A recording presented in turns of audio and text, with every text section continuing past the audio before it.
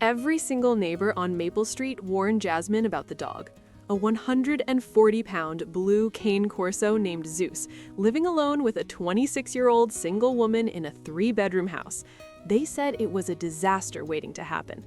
They said the moment she brought that newborn home from the hospital, that dog would turn. They said she was being reckless, selfish, a bad mother before she even became one. What happened at 2:47 a.m. on a Tuesday in March proved every one of them wrong in a way nobody saw coming. Jasmine adopted Zeus when he was 11 months old, surrendered by a breeder who claimed he was too soft for protection work.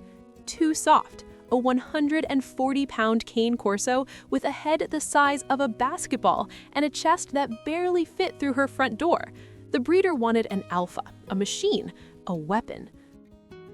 What he had was a gentle giant who flinched at loud noises and followed Jasmine from room to room like a shadow that refused to leave her side. She got him for free. The breeder practically begged her to take him, and for 2.5 years, it was just the two of them in that house on Maple Street. Zeus on the couch, Zeus in the bed, Zeus waiting by the door every single day at 5:47 p.m., exactly 13 minutes before she got home from her nursing shift. Then Jasmine found out she was pregnant. Before I tell you what Zeus did the night her son came home from the hospital, I need you to understand something. You're watching this right now and you still haven't hit subscribe. That honestly breaks my heart. These stories take hours to put together, and all I'm asking for is one tap. Hit subscribe right now. Trust me, you don't want to miss what happens next. The warnings started the day Jasmine announced her pregnancy on social media.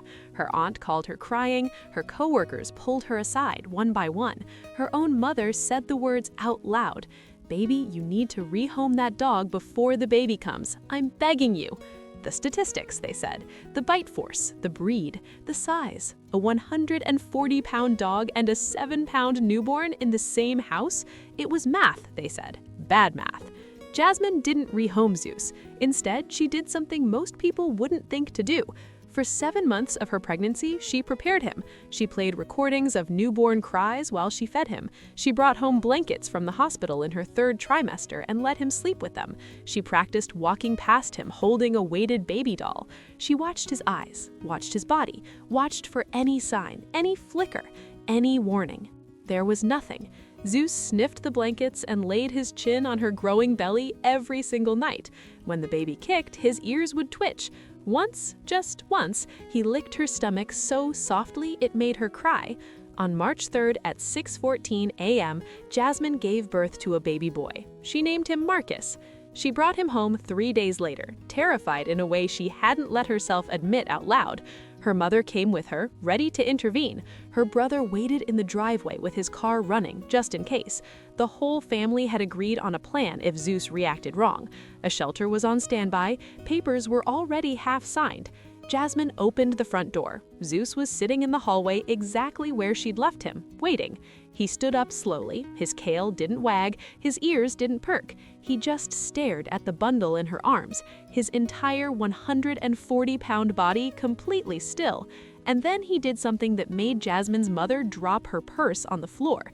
He laid down, flat on his belly, head between his paws, and he let out the softest whimper any of them had ever heard from a dog that size. It wasn't fear, it wasn't warning, it was something else entirely. Recognition, like he already knew this baby, like he'd been waiting for him. Jasmine walked past him slowly and brought Marcus into the nursery. Zeus followed at a careful distance, never closer than 6 feet.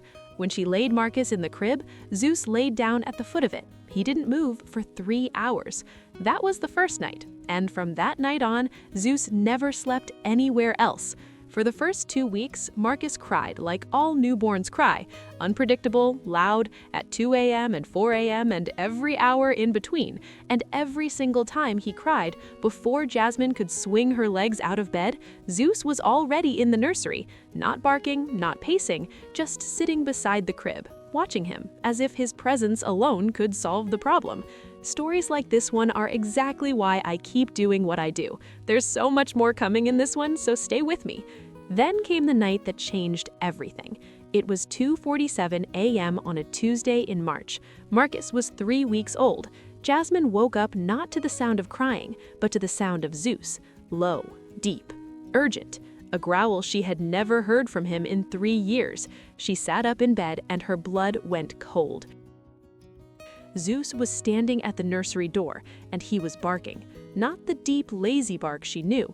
This was something ancient, something primal. Every hair on his back was raised. Jasmine ran. When she threw open the nursery door, what she saw made her knees give out. Marcus was silent in his crib, too silent. His lips were turning blue. He wasn't breathing. Jasmine grabbed Marcus, tilted him forward, thumped his tiny back. He coughed, he gasped, he cried, the most beautiful sound she had ever heard in her life. She didn't even change out of her pajamas. She grabbed the car seat, grabbed Marcus, grabbed her keys, and Zeus was already at the front door, pacing, whining, refusing to be left behind. She drove to the emergency room with one hand on the steering wheel and one hand on her son's chest, counting every breath. When the pediatrician examined Marcus 2 hours later, she looked up at Jasmine with tears in her own eyes and said, "You are extremely lucky. Another 2 minutes and we'd be having a very different conversation right now. Whatever woke you up tonight, thank God for it." Jasmine didn't say a word. She just nodded, because the thing that woke her up was waiting in the hospital parking lot, watching the sliding doors, waiting for her baby to come back out. Later, the pediatrician would explain it had been a silent reflux episode, that Marcus had aspirated and was choking without a sound, the kind of thing that kills babies in their sleep while parents sleep just 20 feet away, the kind of thing that happens with no warning. But Zeus heard it. Zeus knew. She collapsed on the nursery floor later that morning, holding her son, and Zeus laid his 140-pound body against both of them, pressing into them like a wall of protection. Jasmine cried into his fur. Marcus slept against her chest, and that dog, the dog everyone warned her about, the dog her own mother had begged her to give away, had just saved her son. Today, Marcus is 14 months old. He's taking his first steps. His first word wasn't mama, it wasn't dada, it was Zeus. And Zeus sleeps at the foot of his crib every single night, exactly where he slept since the day Marcus came home. The neighbors still talk. Some of them still cross the street when Jasmine walks with the stroller and Zeus beside it. But Jasmine doesn't hear them anymore. She's too busy watching her son fall asleep every night with his tiny hand resting on a giant blue paw.